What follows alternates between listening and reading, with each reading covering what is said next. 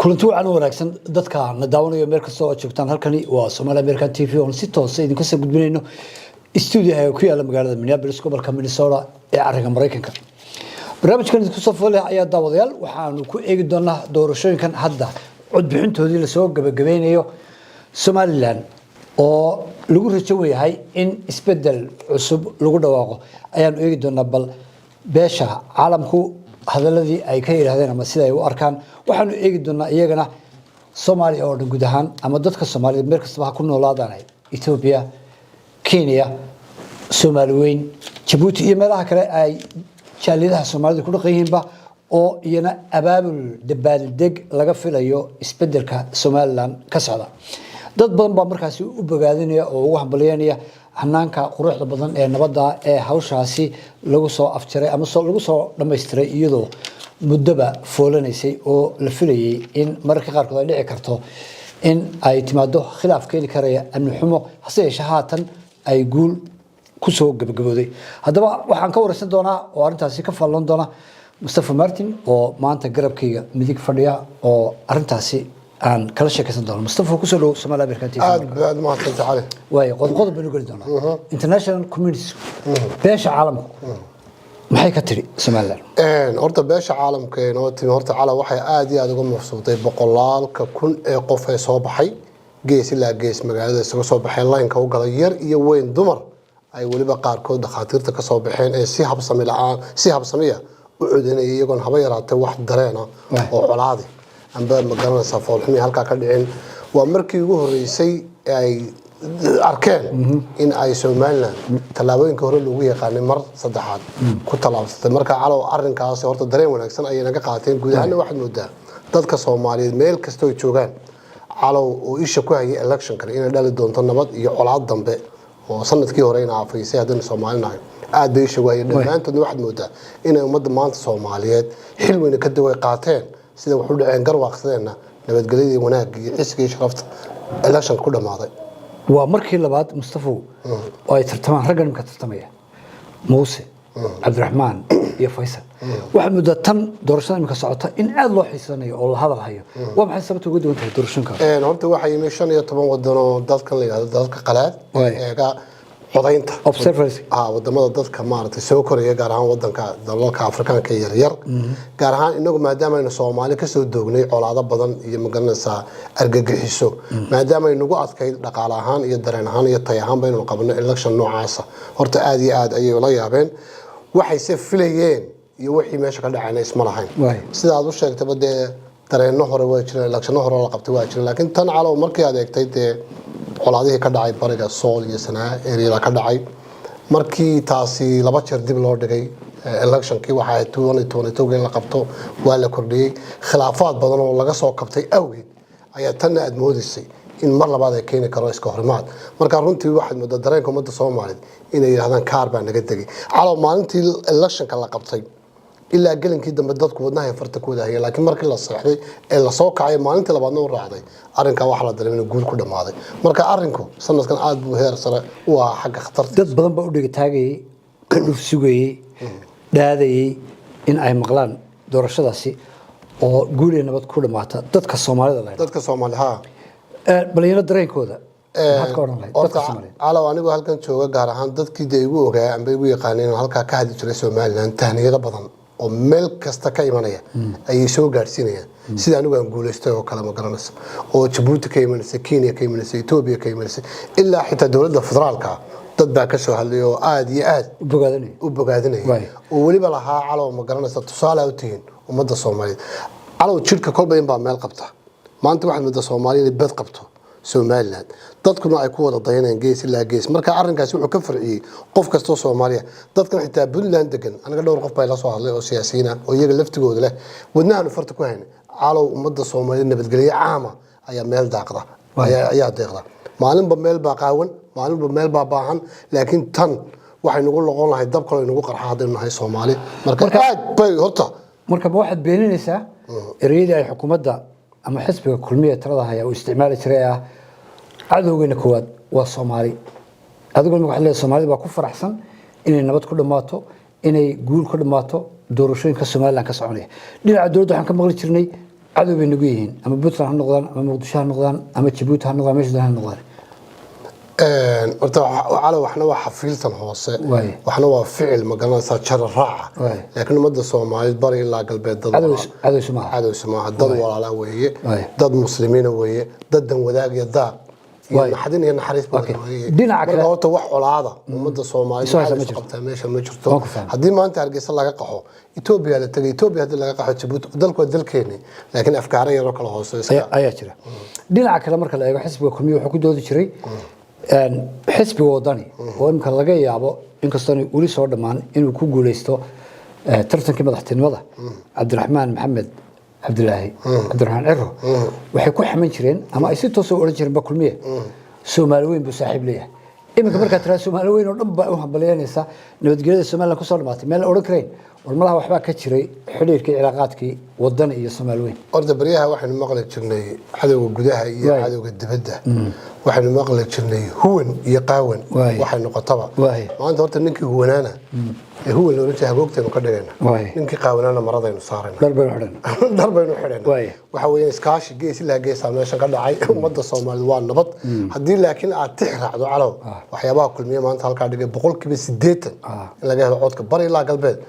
waxa kamid ah erayada qalaad ay Soomaalidu isku qeexday ee oranaysa kana cadawga kii gudaha iyo kii dibadda waa number 1 maanta dadku waxay ka xanaaqeen aflagaadada noocaasa talabaad eegaysa waxa weeye electionka waxa iyaduna kow ka ahayd inaan dalka Soomaaliyeed ama deegaanka Soomaaliland marnaba iib geli karaynin maxaa lagu nacay dowladda hore iyo madaxweyne Muuse Biixi qodobka ugu weyn nabadgelyo hal la rabo laakiin dadku waxay ka xumaadeen oo ilaa xad ma aha nacayb laba reer ma aha jacayl laba xisbi ma aha Biixi iyo Ciro ma aha dadku horta waxay ka xanaadeen madaxweynaha aflagaada ciida badan ay ka soo buraysay oo dadka qaar ugu yeeray dadka gudaha iyo dadka dibadda waxay kaloo ka soo baxaysay oo ugu weyn gaar ahaan dalka gobolka Awdal markuu codeynayay wuxuu aad iyo aad dareenkiisa uga bihidiidsanaa contract la siiyay dawladda Ethiopia 20 mayl badda guud ahaan arrinkaasna wuxuu noqday arrin aad iyo aad ummadda uga cadeysay marka tan 10 baa laga baran karaa liidarka amba horka ummadda Soomaaliyeed hadii aflagaado ugu daro dadka iyo deelqaaf iyo kala gitalasnimo iyo firfircooni gaaro sidii laylaga u dhaqmo dadku way ka hor imanayaan marka horta maanta wax ka dhacay meesha xisbiga ku dhacay waa taas weey dawlad caynkee baa laga sugayaa in case uu guuleysto imika meena oran wali Cabdiraxmaan madaxweynaha hadii xisbiga wadan uu talada gacanta ku dhigo dawladna waxyaabo la doonayo in soo dhiso horta calaw wadanka wali waxa yaala hadii isbedel yimaado dhaqaale burbur baa yaala inflation ama maciishadii cirka maraysa nabadgelyo la'aan meelaha qaar nabadgelyaanta waxa ka sii xun tuhunka iyo colaadda meesha taala gaar ahaan gobolada bariga wax badan iyo tirsi ciida ka badan ayaa meesha yaala laakiin waan isdul taaganaa haddii uu guuleysto xisbiga wadani waxa ka dhigantay madaxweyne wadanka iyaga ah waxay ka dhigantay golihii baarlamaanka iyaga haya waxay ka dhigantay governorska 6 gobol badankooda iyaga gacanta ku haya waxay ka dhigantay meeyaradii magaalada badankooda iyaga gacanta ku haya golaha deegaanka Hargeysa iyaga majority-ga waxay waliba soo saareen xisbigii political party opposition-ka ahaa oo muddo inay ka ku wataan kaana wuxuu eegay inuu xisbigan soo baxayo marka wadanka gabigiisaba ayaga gacanta ku haya xisbi wadan haduu noqdo muxaafid iyo mucaarad noqonaya de kale wuxuu badayay labadii xisbiya ka hab u badnaanaya laakiin aga calaw waxaan halka ka tixraacaya mas'uuliyadda maanta saaran xisbiga wadani way ka weynta mas'uuliyadii saarnayd xisbiga kulmiye waayo aqlabiyadii wadanka iyaga haysta imika madaxweynaha hore waxa laga haystay golaha baarlamaanka waxa laga haystay golaha deegaanka Hargeysa waxa laga haystay gobol meel badan baa laga haystay isagoo madaxweyne buu ahaa laakiin maanta xisbiga wadani intii wadanka ka talinaysa isaga gacanta ka haya marka mas'uuliyadda maanta laga filayo xilkasnimada way ka weynta tii hore ee madaxweyne Biixi Mustafa maxay iska bedeli karaya dhinaca ciidanka saraakiisha ciidanka ama hogaaminta ciidanka hogaaminta maaliyadda ama dhaqaalaha hogaaminta cadaaladda iyo maxkamadaha meelaha asleedahay way u dhimatay Soomaaliland oo iminka waxay u baahan tahay in laga soo kabto oo la soo toosiyo maxaa ugu muhiimsan horta calaw saasha ugu sii weyn waxa weeye waa magacaabis bad ka hadlaysa hadhowti waxa weeye yaa lagu aamini karaa saami qaybsiga ummadda reer Soomaaliland sideeba marka deegaan kasta iyo qabiil kasta isaga dhaxarki karaa dawladda cusub ee soo socota waxaan halkan calow inagu marar badan way isku soo noqon doonaa maanta shiishka la isku saaray dawladda cusub ma waxay u dhaqmataa sidii dawladdii hore ee xad ahayd beelaha isaaqun ka fuuliyay kasnimada iyo xilalka ugu sareeya mise waxay noqon doontaa dawlad ilaa ninka dhahar ilaa ninka jooga ma garanaysaa warwar iyo xadhanka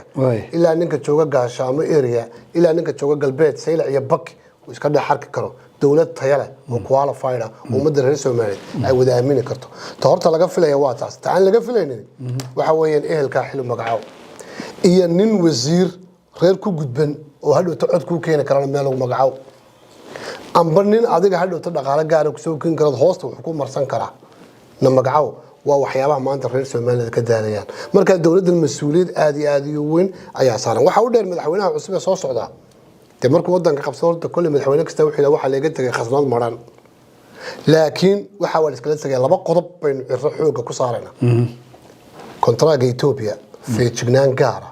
inuu ka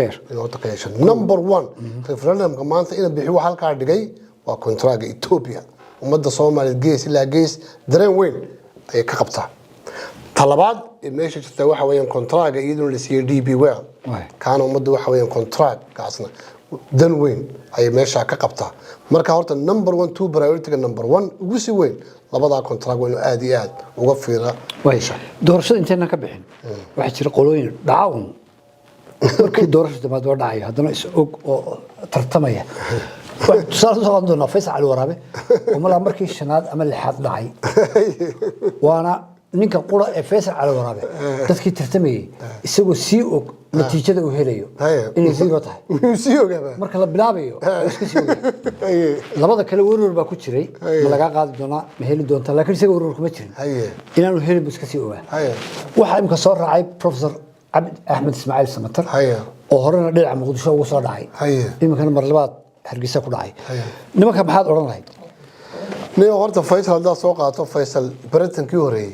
أفرتي مدحويننا سومري أفرتي ولا ترتمى واي أفرتي ودع واي هرت وحلا صوت ترتمى الريال سوى عاي ودع سيلاي ولا ترتمى سوى عاي ودع إنا بيحي ولا ترتمى سوى عاي ودع إرو مرة صوت ترتمى سوى عاي ودع هرت نجا سوى عاديست دعيتانك دنيو مركا دعيتانك مركو دعيتان دافو ما ده وقلقلنا يعني أنت لو عرفتين واي مع حسب اسمك ودع maxaa deetan dhicin ma halo ma inta dhawto programka waxa less than 1% buu helay hadda 0.05 ay helay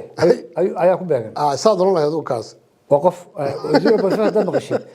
waa half qof la kala jeexay weey qaybta sare u helay waxa la sheegay nin meel cod u ka helay hal cod oo baadi hal cod meel baadiya marka ninka ku riday calanka u cid buu eegto wuxuu arkay 1 محمود النف لصيني مركز عدك كرد بالك بروفيسور سمتر بروفيسور نقولنا احمد اسماعيل سمتر حمر بوكسو دعي سومال لامبويمي حسبيه لا ايو سميستي دود بو سميستي قلولو سميستي nimankii meesha ka shaqeynayay ay in yar qabteen wuxuu ma waraaqib ku tuuray ilaa dambe iyo Soomaaliland dambe oo jirta iyo aqoonsi dambe ayuu daaqad ka baxay diyaaradii baadna dib looga yeeray warbal waxa la in yar samaray yeelo baasha u dhabar adeeg rag 20 sano xisbiyada urday wixii baa loo dhibay hadana uu dhacay tolo muxuu sameyn doonaa isaguna نورت واحد لقنا صنع نقا قد بديسي صومات جراندة كل صومات جراندة أرضية شمعة حتى أرضية شمعة كي يبتي موقتي أرضية شمعة أيها مركو قد بدي مكو حلين دنيا وننكني واحد مدن حرين هم مرينا هي موقت لكن هو مركز صد حادث إنه نقول دول داعي لكن هذا واحد يقول مقالين يستقل لفتي اسم مريكم كسون نقولنا هل كان هذا الريتاير كل نقولنا فيصل على لفتي يسوح نقولنا فيلم بكو سودا ايغو سايسن isagoo markaa uu iska cibaadeysanaya marka labada ninba Soomaaliland ilka dhigtay laakiin horta waxa weyn usaybka inuu raadeyno waxa kamid ah waxba yeena horta inuu ninka Faysal Ali Waraabe siyaasadda hadda waa inuu ka fariisto xitaa meel kale u barnaan mar dambe inaan ka hadlin daniyo haduu mar dambe ka hadlo isaga dambigaada jahani 0.5 waxaan ka fakaray mar xitaa malaha golaha guurtida iyo xagga haduu qabto waxaad maranaysaa ما نروح نروح سي مركو راس شفتي هايس كنستو انت يروح هدي مساعد كاس كقلو هذا سيده جو بايدن كاس اسكا يا مساعد كا كفي عنا ترى ان شاء الله تعالى لكن اضل ضد خلطيه ان شاء الله تعالى ونو دغالمنا ولا ما تو ان شاء الله تعالى ضد بين ليننا إن شاء الله تعالى إلى قروة نقبسنا إن شاء الله مركا إن شاء الله سادك أيكون أحسنتي وحن كسر قبلنا دتكي يديله يرتشده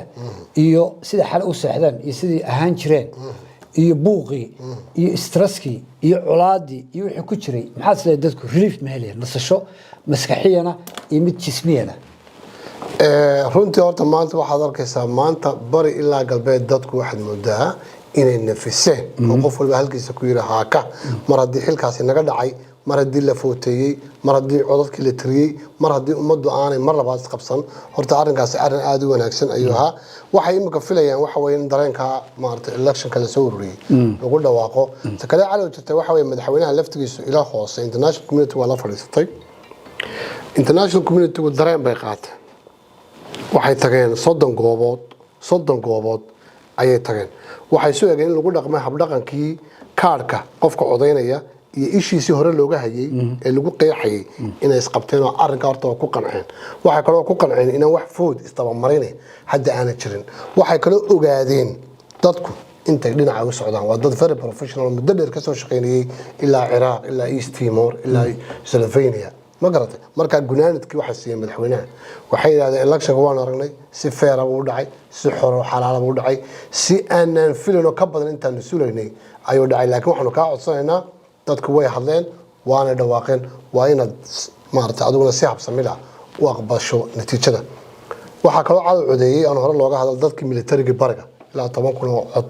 ay halka bariga ka yimid waa ciidankii militariga Soomaaliland oo codeyntiisa sanadku si la keenay oogiya kayma boqolkiiba 85 iyaguna waxay guriyeen xisbiga khaat bilaa tagnay khaat bilaa way waxa ku soo gabagabeynaya Mustafa Martin madaxweynaha Soomaaliland